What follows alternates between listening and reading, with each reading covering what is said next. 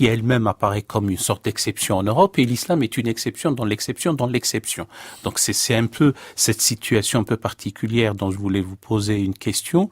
Et la seconde, elle est liée plus ou moins à la formation des imams. Encore une question classique.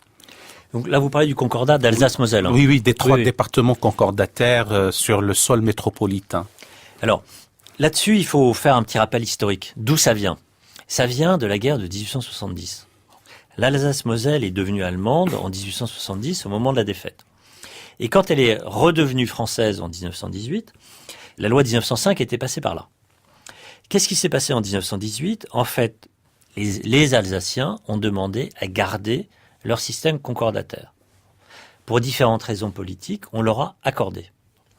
Et après, et c'est ce qu'a rappelé le Conseil constitutionnel 2 fois, la Constitution de la 4e République et la Constitution de la 5e République n'ont pas aboli le système concordataire d'Alsace-Moselle. Et puis, par ailleurs, ce concordat est une exception à la Constitution, et les exceptions n'ont pas vocation à s'étendre, elles ont vocation à se réduire. Ce point est important parce qu'on a posé la question de pourquoi est-ce que l'islam ne serait pas dans le concordat d'Alsace-Moselle ? Après tout, on voit bien que ça réglerait quand même quelques problèmes.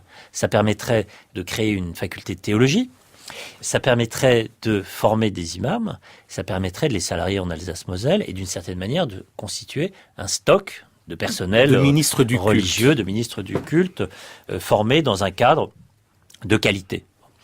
Alors pourquoi l'islam n'est pas dans le concordat d'Alsace-Moselle ? Pour une raison très simple, c'est qu'en 1870, il n'y avait pas de musulmans, ou en tout cas on n'avait pas considéré qu'il y avait des musulmans sur le territoire métropolitain. Pour moi, ça pose quand même un petit problème, puisqu'il y avait des départements, l'Algérie, où il y avait des musulmans, il y avait un statut en Algérie des musulmans, et d'une certaine manière, c'est reconnaître que le sous-statut des musulmans algériens était finalement légitime.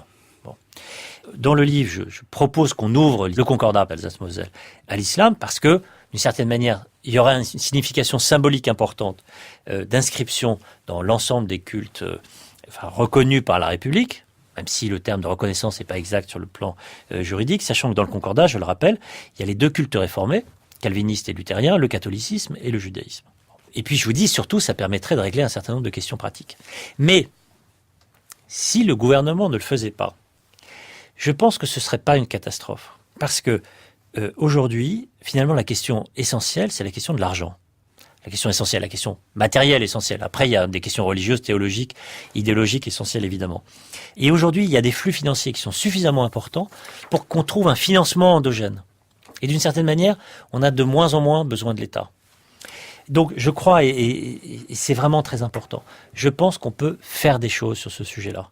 Le discours incantatoire ne règle rien, le discours imprécatoire ne fait jamais avancer les choses, donc vous le dites d'une manière apaisée.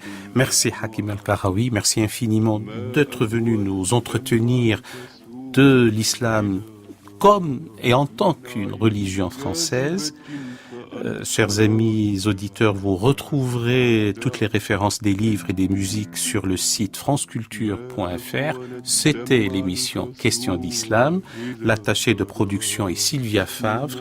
La prise de son a été assurée aujourd'hui par Bruno Mourlan et la réalisation a été assurée